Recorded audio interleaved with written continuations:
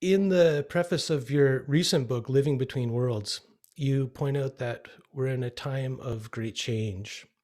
It's a kind of liminal space between the ending of one age and the beginning of a new one.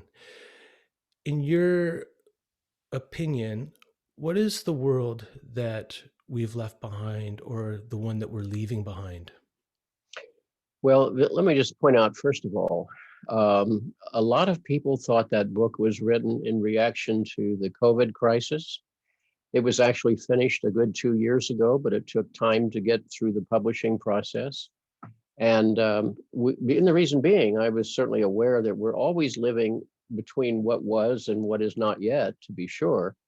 And sometimes these are moments of crisis on a personal level. Sometimes they are cultural shifts and changes. So, we've been living through, to put it as succinctly as I can, what's happened over the last 200 years has been what you might call the death of certainties. That people, a century ago, my parents, your grandparents perhaps, people back as far back as, say, 1800, had reason to believe that there were fixed institutions that were the repositories of wisdom and goodwill and good intentions and so forth. And there were sort of fixed categories of being, like what it meant to be a man, what it meant to be a woman, racial categories, ethnic categories, ethical certainties, and so forth. And what's been happening over the last couple of hundred years is a sort of the deconstruction of the presumed authority of those categories, the loss of those quote certainties that gave people marching orders and fixed belief systems to count upon has eroded by and large. And while that's good because that's freeing human beings up to be who they are, for many people, it's experienced as a sort of disorienting kind of encounter with the great unknown. The human ego, unfortunately, doesn't handle ambiguity very, very well. It doesn't handle, ambivalence very well. And so that's why there is within us a certain progressive energy at all times that wants to grow and develop. And there's a part of us that's very regressive. We prefer the known, the certain. There's that tendency to sort of go back to the way things were. And of course, the way things were very constrictive if we look at them. You might look back from the standpoint of our present moment and say, the world that was there was the world that privileged certain races. The world was there, privileged certain people of certain genders. The world that was privileging, economic distinctions in profound ways that did a lot of damage to the human soul at that time. And the desire to go back to that certainty is perhaps psychologically understandable, but it's ethically unacceptable because it would be to ratify in a certain way all of those constrictions received from the past. Now, Jung pointed out, he said, to be a modern is not just to be alive and breathing at this hour. He said it's to understand that the task of meaning, as generally speaking, moved from the tribe or from the sacred institutions to the shoulders of the individual. And while that's an enormous sort of shift of cycle and social and spiritual, authority, it's an invitation to depth, invitation to the personal dignity of your journey. It's an invitation to freedom, frankly.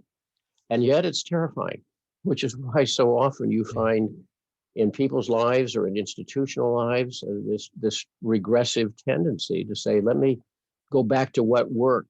Give me the old time religion, uh, make America number one again. Those kinds of things that are in a sense slogans for ratifying the sort of limitations of the past. But we do so because there's a part of many people, at least, where that prevails, which is, and again, a reaction to the anxiety of openness, the anxiety of ambiguity, the Mhm. anxiety of a certain kind of freedom. Yeah. The the anxiety of being in a transitional period, right? Hmm.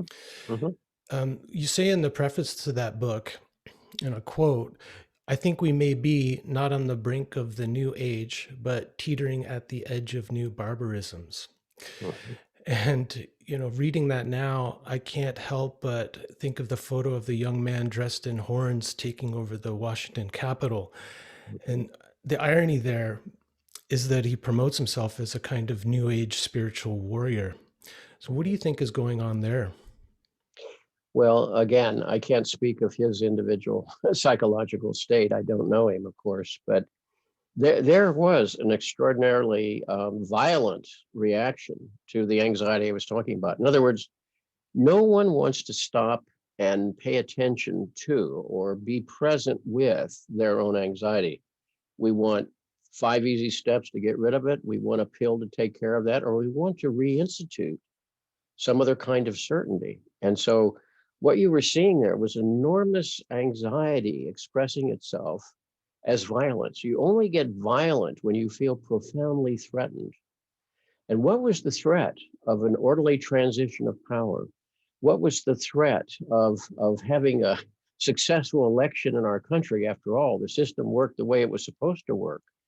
And yet, again, what it embraced was social change, racial changes in this country, socioeconomic changes, and so forth. This is not to say there aren't real problems out there. A lot of people are economically gravely distressed even before the virus, and I have deepest sympathy for that.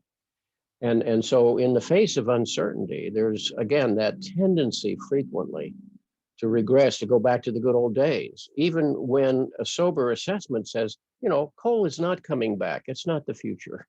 Fossil fuels are dated in their, we can't afford them that much longer because our planet can't take it anymore.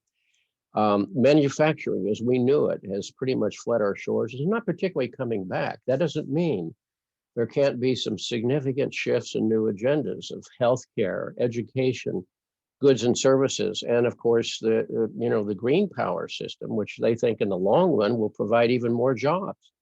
But it's hard to make that transition. It's easy to talk about it, but if you're the person going through losing his job and not knowing where he's going to get next month's rent, you can understand why there's an inner sense of panic and so forth. So what we were seeing there was people fed a certain narrative, a narrative which I happen to believe was wholly false, but a certain narrative that would account for why they're feeling so anxious, rather than a kind of sober assessment of the actual causes and changes that are going on, and they're going to go on regardless. We're not going back to the past. That's all there is to it. But in the face of that, then the only rational or sane thing to do is how can I adapt and cope with the future and learn what I need to learn to move forward? I'm 80 years old. I'm not necessarily interested in learning new things myself. I feel a stranger to the computer era. And yet here we are using this instrument to communicate. And how wonderful an opportunity it is for us to have a conversation with potentially thousands of people out there. I'm grateful for this, but it was not a natural transition. You have to throw yourself into those transitions and in a sense go with change. The only thing that we can say about nature is it's in constant change, whether it's the world out there around us, the physical world, or the world inside of us that's constantly changing.